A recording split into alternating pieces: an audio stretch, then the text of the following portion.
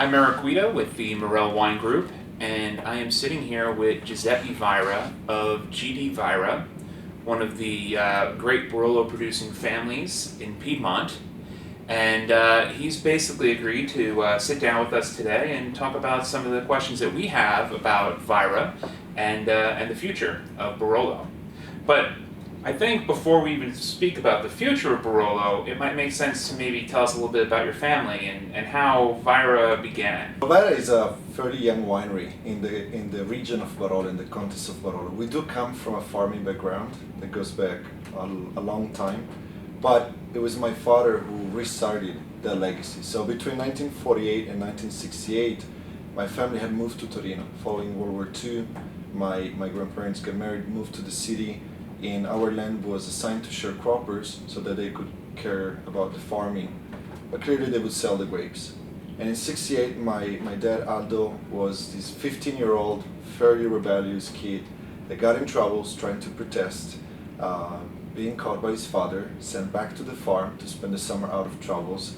And it was through that summer that he felt in love for farming. He understood he wanted to be a farmer, and moved back. And it's always been very much a family-run business. It is. Correct? Between your father and your mother as well. Yes, that's who we are. Is a family. It is our parents, Aldo and Milena.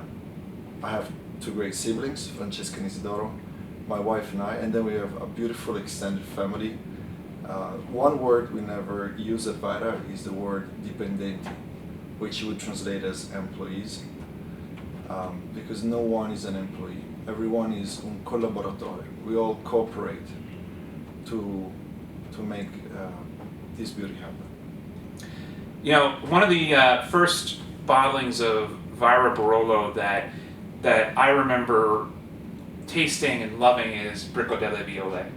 And one of the things that I find really interesting is recent vintages of Bricco delle Viole have been very well received by the press and by consumers, but this is a wine that's been made for quite some time. In fact, I believe it was a 1985 bottle of Bricco delle Viole that I had at an event a little over a year ago, and I was amazed by how good it was. It was absolutely gorgeous, and these 85s are starting to get along in years. What do you attribute to the rise in popularity of the Bricco delle Viole today versus what your father was making, say, 20 years ago? Well, that 85 wine was definitely a wine he made. I think we have to look into the history of Bricco delle Viole. Bricco delle Viole is an historical site. Lorenzo Fantini quoted in his book from 1879. But for 20 years, and it was sort of the 20 founding years of the new Barolo history after the war. The war was sort of a big reset, and then we have this new generation of winemakers that sort of gear up after World War II. But in those 20 founding years, Bricco delle Viole was actually lended to sharecroppers, and so it didn't have really a chance to make a name. So it's a fairly younger kickstart for Bricco delle Viole as of a estate bottled wine, and a wine that gets to be known. And speaking of Bricco delle Viole, I had remembered reading a review of a 2013 Bricco delle Viole Selezione. Is this a wine that will ever see the light of day? I believe we will, but it's at this point in time is a little dream we're pampering with the family, and we're working on it. We'll see. I know a lot of people are really excited about this new Barolo that's coming out, the Le Coste di Rosé. Yes. Now, can I assume it's made from the Rosé clone, or can you tell us a little bit more about this wine? The name definitely refers to roses, but no, when we started to investigate, we found out that the previous owner who planted the vineyard actually had relied heavily on Miquet and Lampia varieties. This is a beautiful little vineyard. When you look at a map, it's located in quite an amazing position because it's just south of the village of Barolo. From the castle, you don't see the vineyard because it's south-facing, but you can guess the profile of it. When you look from above, it's sort of sitting in between Cannubia and Busia, but it's much smaller in size, So it doesn't add up to a critical mass, and it means it's sort of been a little hidden gem. It doesn't have a paved road. You better go on a field panda to that site because you're gonna jump on those, that little pattern that is so bumpy.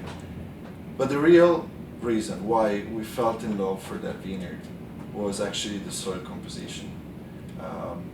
When you get there, on top of Costa di Rose, there's like a dune made of sandstone, compressed sand. You could imagine 10 million years ago, that was the shore. The region created out of sedimentation. But where the water was more shallow, closer to the coast, that's where the sand would sediment because it's heavier and so it falls down faster. We never had the chance to farm a vineyard with such a intensity, such a concentration of sandstones, and it was a totally different view. And that got us very, very excited, and we were offered the vineyard. That was a great honor, and we were like, yeah, we gotta see how Costa di Rose turns out. So now moving on to G.D. Vaira acquiring Valdana. So I had heard that it was not easy to convince the previous owners that any one winery was really worthy of their vision of someone that would take over their legacy. How did the Vajra family convince them that you were the right people for the job? We came sort of late in the game, and by the time we met with Luigi and Fiorina, they had already met quite a few people that, in a more explicit or implicit way, had shown interest to sit down and talk and perhaps take over their estate. But it was actually a friend who suggested to the Baldanas they should talk to us.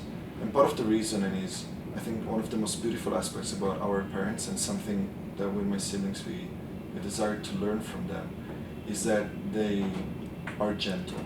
They're not forceful people. We never try to impose. And that is how we got introduced one to another. It was a bit of a spy game situation. The first meeting we had with the Baldanas, which is a restaurant across the river on a Monday night. Now, that is like 25 minutes each way, which I understand is maybe half the time of a normal American commute. But no farmer from Barolo crosses the river on a Monday night, because why driving 25 minutes if you have a great trattoria down the street from you? And it was actually on purpose to sort of keep a very low profile and not being perceived and not trigger any rumor. And then throughout that summer, we sort of secretly met to walk their vineyards, to barrel taste with them. And it was several of those meetings, to the point I eventually offered to help them out for harvest. So I was working at Vajra until 8, 9 p.m., quickly driving to Serralunga and work with them until 11, whatever it took to finish the last shift of punch downs for the day. And the more we were spending time with them, the more we felt in love with their gracious souls. And we realized Baldana was their child, was their legacy, was their name, was everything. And that's how we came to an idea that was simply to honor who they are and their legacy and their family. And that's why we offered them to be the guardians of their story. So it didn't come as a sort of imposing them, or we certainly weren't smarter. It was simply respecting the beauty we had found. That's what happened. Is there anything that you can tell us about the future of G.D. Vaira? Any new acquisitions, any new bottlings coming down the line that we haven't heard about? Anything you can give us a little tip of the hat? I have to refer to Gustav Mahler.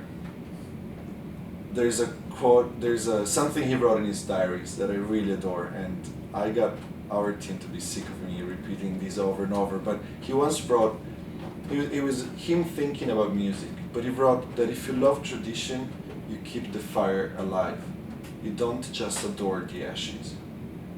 And what I love about that is that Mahler understood, or saw, something that resonates in us. That tradition is even more beautiful if it's a lively fire, if it's not a museum that gets dusted.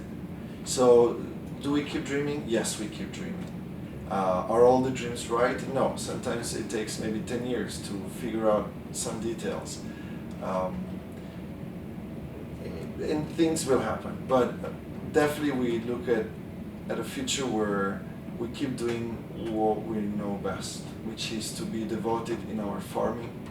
We might have one of the highest ratio of people per hectare, is 1 person, 1 hectare. That's crazy. That we should not tell, because it's almost unreasonable amount of labor. But that is what we do. Is that devotion? Is that devotion in the vineyards, in the cellar? Every morning during harvest, by 7 a.m. we have all the ferments lined up. We start the day at 5. It's a lot of hard work. It's shorter holidays. It does take a sacrifice, but we know that that's the right road, the right way. And so if I look at who we would like to be tomorrow, is the same that we are today. Hopefully, having learned something more and producing even better wines. But I don't see us changing. I see us getting the best of ourselves every day.